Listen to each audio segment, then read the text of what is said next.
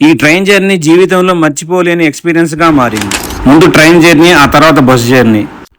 మేము ఎక్కడికి వెళ్తున్నామో ఇప్పుడే చెప్పం, ఎందుకంటే మా అసలు కథ ఇప్పుడే మొదలైంది.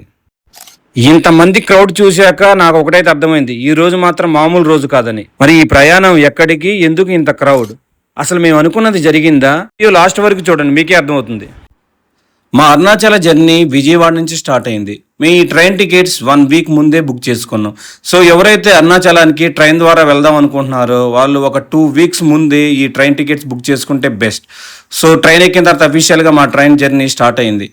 సో ఈ ట్రైన్ జర్నీలో మధ్యలో వచ్చే స్టేషన్స్, అలానే బయట కనిపించే వ్యూ చూస్తూ జర్నీని ఎంజాయ్ చేసాం. అరుణాచలానికి వెళ్ళే మార్గంలో చాలామంది డైరెక్ట్ ట్రైన్ కోసం చూస్తుంటారు, కానీ మా ప్లాన్ మాత్రం Vijayawada to Katpadi, Katpadi to Vellore, Vellore to Arunachalam. So train చివరికి కాట్పాడి అయితే చేరుకుంది. సో కాట్పాడి స్టేషన్ చూడటానికి చాలా బ్యూటిఫుల్గా అనిపించింది. సో కాట్పాడి నుంచి వెల్లూరు వెళ్ళాలంటే మనకి ఆటోస్ త్రూ, అలానే ప్రైవేట్ బస్సులు కూడా అవైలబుల్లో ఉన్నాయి. కానీ మేము ఆటో ద్వారా వెళ్దామని డిసైడ్ అయ్యి స్టేషన్ నుంచి బయటికి నడుచుకుంటూ వెళ్ళాం. Katpadi station out side look అయితే ఇది 19th సెంచరీలో బిల్డ్ చేశారు. సో దానివల్ల ఇది మనకి బ్రిటిష్ కాలం నాటి ఆర్కిటెక్చర్ వ్యూలో చాలా బ్యూటిఫుల్గా అనిపించింది. సో స్టేషన్ నుంచి మనకి బయటికి రాగానే ఇలా చాలామంది మనల్ని అడుగుతూ ఉంటారు, ఎక్కడికి వెళ్ళాలి, అరుణాచలానిక ఏంటని. సో వాళ్ళందరినీ ఇగ్నోర్ చేయండి, ఎందుకంటే వీళ్ళు ఎక్కువ ఛార్జ్ చేసే అవకాశాలు అయితే ఉన్నాయి. కాట్పాడి నుంచి వెల్లూరు బస్ స్టేషన్ మనకి 9 కిలోమీటర్ డిస్టెన్స్ ఉంటుంది. సో ఇక్కడ ఉన్న ట్రాన్స్పోర్ట్ వీటన్నిటిని ఇగ్నోర్ చేసి కొంచెం ముందుకు నడుచుకుంటూ వెళ్ళాం. ఇక్కడ బాగా అబ్జర్వ్ చేసిన విషయం ఏంటంటే, నాకు ఈ స్టేషన్ అనేది చాలా నీట్గా క్లీన్గా అనిపించింది. సో ఇక్కడికి వచ్చాక ఒక 5 to 10 minutes వెయిట్ చేసిన తర్వాత సో ఈచ్ పర్సన్కి 30 రూపీస్ అడిగారు. సో పర్లేదులే అని ఆటో ఎక్కాం. సో తమిళనాడులో అఫీషియల్గా మా ఆటో జర్నీ కూడా స్టార్ట్ అయింది. సో ఇదంతా మా గ్యాంగ్. టోటల్ 9 మెంబర్స్కి టికెట్స్ బుక్ చేస్తే 7 మెంబర్సే కన్ఫర్మ్ అయ్యారు. 2 టికెట్లు సెంట్రల్ గవర్నమెంట్కి ఫ్రీగా ఇచ్చేసాం. వెల్లూరు మెయిన్ రోడ్డుకి వచ్చాక ఈ ఫ్లెక్సీలు మాత్రం చాలా ఇంట్రెస్టింగ్ అనిపించినాయి. సో మన ఆంధ్రాలో చాలా ఫ్లెక్సీలు చూసాం, కానీ ఈ తమిళనాడులో ఈ ఫ్లెక్సీలు మాత్రం చాలా గ్రాండియర్గా అనిపించినాయి. So Katpadi to Vellore bus స్టేషన్కి పెద్ద టైం అయితే తీసుకోలేదు, జస్ట్ ఒక 15 minutesలో చేరుకున్నాం బస్ స్టాండ్కి.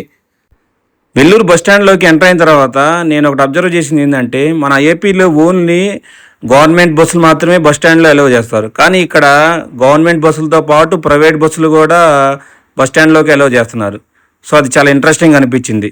సో బస్ స్టాండ్లోకి వెళ్ళిన తర్వాత మనం వెళ్ళాల్సిన అరుణాచలానికి బస్సు ఎక్కడుందో ఏందని చూసుకుంటూ ఉంటే బై లక్ ఇది మనకు బయట సైడే అవైలబుల్గా అనిపించింది. ఇంకా లేట్ చేయకుండా బస్ దగ్గరికి వెళ్ళి బస్సు ఎక్కాం. సో బస్సు లోపల సైడ్ వ్యూ అయితే ఇది. సో చాలామంది మన యూట్యూబ్ వీడియోస్ని సబ్స్క్రైబ్ చేసుకోకుండా చూస్తున్నారు, please subscribe my YouTube channel and click the bell icon. Vellore నుంచి అరుణాచలానికి బస్ జర్నీ కూడా చాలా ఇంట్రెస్టింగ్ అనిపించింది. మెల్లగా సిటీ ట్రాఫిక్ తగ్గుతూ బయట ల్యాండ్స్కేప్స్ మారుతూ వచ్చాయి. మనం అరుణాచలం దగ్గరికి వెళ్తున్నాం అనే ఫీలింగ్ అప్పుడే మొదలైంది. వెల్లూరు నుంచి అరుణాచలానికి 100 కిలోమీటర్ డిస్టెన్స్ అయితే ఉంది.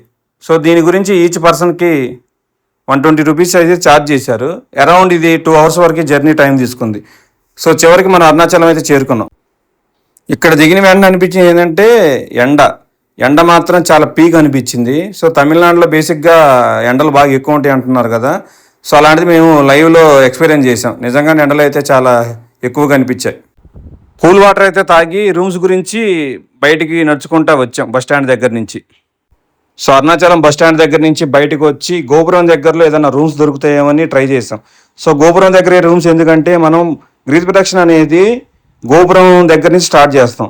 సో అక్కడైతే దగ్గరలో bus stand, Arunachalam bus stand నుంచి ఆటో అని అడిగితే ఈ గోపురం దగ్గర దించాడు. ఈచ్ పర్సన్కి 25 రూపీస్ ఛార్జ్ చేశారు. సో ఇక్కడ నుంచి మనకి దగ్గరలో రూమ్స్ ఉంటాయని రూమ్స్ కోసం వెతుకులాట స్టార్ట్ చేసాం. సో మేము వచ్చిన రోజు గురు పౌర్ణమి అవటం వలన ఒక్క రూమ్ కూడా అవైలబుల్ లేదు. సో చాలామంది రీల్స్లో రూమ్స్ దొరకటం చాలా ఈజీ అని రీల్స్ పెడుతూ ఉంటారు. సో అక్కడ రూమ్ ఉంది, ఇక్కడ ఈ రూమ్ ఉంది, మీరు అక్కడికి వెళ్ళగానే జస్ట్ అక్కడికి వెళ్ళి కనెక్ట్ అయితే చాలు, రూమ్స్ అనేది అవైలబుల్ ఉంటాయి అని చాలా రీల్స్ చూస్తుంటాం. కానీ సో రియాలిటీలో వచ్చరికి ఇక్కడైతే అంత చెప్పినంత ఈజీగా అయితే లేదు. మీరు చాలా కష్టపడ్డాం రూమ్స్ కోసం. సో మనకి ఇక్కడే ఎందుకు ఈ గోపురం దగ్గర రూమ్స్ కావాలనుకుంటున్నామంటే, మీకు ఆల్రెడీ ఇందా చెప్పాను కదా, సో గిరి ప్రదక్షిణ ఇక్కడి నుంచి స్టార్ట్ అవుతుంది కాబట్టి మనకి ఈజీగా ఉంటుందని ఇక్కడ ట్రై చేసాం. బట్ ఎక్కడైతే మాకు ట్రై చేసినంత ఈజీగా అయితే దొరకలేదు ఎక్కడ రూము. సో అలానే ఇక్కడ కొంతమంది మనకి ఎదురయ్యి రూమ్స్ కావాలని అడుగుతూ ఉంటారు. సో వాళ్ళని మీరు నమ్మి తీసుకోవాలనిపిస్తే తీసుకోవచ్చు, లేదనుకుంటే ఇగ్నోర్ చేసి మీరు మీ సొంతగానే రూమ్స్ వెతకడం స్టార్ట్ చేస్తే దొరుకుతాయి. కానీ కొంచెం హై కాస్ట్లో దొరుకుతాయి, క్రౌడ్ను బట్టి కూడా. అది కూడా సో మార్నింగ్ ఎప్పుడు ఆ ట్రైన్లో తినటం వల్ల ఇంతవరకు ఏం తినలేదు. సో దానివల్ల మాకైతే చాలా విసుగు అనిపించింది. సో ఫైనల్గా ఈ రూమ్ని అయితే తీసుకున్నాం. కాస్ట్ ఎక్కువైనా పర్లేదులే, ముందు రూమ్ దొరికితే చాలు అనుకొని ఈ రూమ్ తీసుకున్నాం. సో ఈ రూమ్లో చూసుకుంటే 2 బెడ్లు అలానే ఒక బాత్రూము. సో మేము అందరం కొంచెంసేపు రెస్ట్ తీసుకొని గిరి ప్రదక్షిణకి అయితే స్టార్ట్ అయ్యాం. చూసుకోవచ్చు మా బ్యాచ్ని మీరు. సో ఫైనల్గా ఎప్పుడైనా సరే గిరి ప్రదక్షిణ అనేది గోపురం దగ్గరకు వచ్చి ఇక్కడ టెంకాయ కొట్టుకొని మన ప్రదక్షిణ అయితే స్టార్ట్ చేయాలి. సో అదేవిధంగా మేము ఇక్కడికి వచ్చి దేవునికి మనసారా నమస్కారం చేసుకునే శివయ్య స్వామికి మా గిరి ప్రదక్షిణ అయితే స్టార్ట్ చేసాం. చూసుకోవచ్చు క్రౌడ్. సో నా లైఫ్లో ఇంతమందిని చూడటం ఇదే ఫస్ట్ టైము. చూసారుగా రోడ్ ఎంత బ్రాడ్గా ఉన్న క్రౌడ్ అస్సలు మామూలు విషయం కాదు ఇలా ఇంతమంది క్రౌడ్ నేను చూడటం అనేది. సో మనసారా శివయ్య స్వామిని నమస్కారం చేసుకొని గిరి ప్రదక్షిణ అయితే స్టార్ట్ చేసాం. ఓం నమ శివాయ, ఓం నమ శివాయ అంటూ మా గిరి ప్రదక్షిణ కూడా మేము స్టార్ట్ చేసాం. ఇక్కడ మీరు చూసుకుంటూ రోడ్లన్నీ భక్తులతో నిండిపోయాయి. కుటుంబాలతో వచ్చిన వాళ్ళు, కొంతమంది గ్రూప్స్గా వచ్చిన వాళ్ళు, కొంతమంది ఫ్రెండ్స్తో వచ్చిన వాళ్ళు, ఎవరైనా కానీ వాళ్ళ డెస్టినేషన్ ఒకటే, అరుణాచల శివయ్య స్వామిని ఒక్కసారైనా చూడాలనే ఒక కోరిక. సో అలానే నాకు శివయ్య స్వామి నుంచి పిలుపు వచ్చింది. ఆ పిలుపు మేరకే నేను ఈరోజు ఈ గిరి ప్రదక్షిణ చేస్తున్నాను. గిరి ప్రదక్షిణ తర్వాత శివయ్య స్వామిని మనసారా చూస్తాను. సో అందరూ అంటుంటారు ఎంతో పుణ్యం చేసుకుంటేను అలానే ఆ శివయ్య నుంచి పిలుపు వస్తేనే మనం ఈ అరుణాచలానికి వస్తామంట. నాకు బహుశా శివయ్య స్వామి నుంచి పిలుపు వచ్చింది అనుకుంటా. ఇంతమంది క్రౌడ్లో, ఇంతమంది భక్తుల మధ్య నేను నా గిరి ప్రదక్షిణ చేస్తూ శివయ్య స్వామిని చూడబోతున్నాను. సో ఈ టోటల్ గిరి ప్రదక్షిణ వచ్చేసరికి 14 కిలోమీటర్లు. సో మనకి దారి మధ్యలో ఏదన్నా ఫుడ్ కావాలన్నా, వాటర్ కావాలన్నా ఎటువంటి ఇబ్బంది ఉండదు. మనకి రోడ్డు పక్కన ఫుడ్ స్టాల్స్ అయితే ఉన్నాయి. అలానే ఉచిత అన్నదాన కార్యక్రమాలు కూడా జరుగుతున్నాయి. సో ఫుడ్కి ఎటువంటి ఇబ్బంది లేదు. మనం హ్యాపీగా ఎంజాయ్ చేస్తూ గిరి ప్రదక్షిణ చేసేయటమే. సో బాగా నచ్చిన విషయం ఏంటంటే ప్రతి ఒక్కళ్ళు ఎంత ఇబ్బంది పడుతున్నా గిరి ప్రదక్షిణ మాత్రం చేయాలనే ఒక తపనతో కంటిన్యూ చేస్తూనే ఉన్నారు. సో ఇలా మేము కొంత దూరం వచ్చాక మోక్ష మార్గం కనబడుతుంది. అదిగో కనబడుతున్న ఆర్చి చూసారా? సో ఆర్చి నుంచి లోపలికి వెళ్తే మనకు మోక్ష మార్గం. కానీ హెవీ క్రౌడ్ ఉండటం వల్ల సో ఇదంతా అయ్యే పని కాదులే అని మేము అక్కడి నుంచి బయలుదేరి వెళ్ళాం.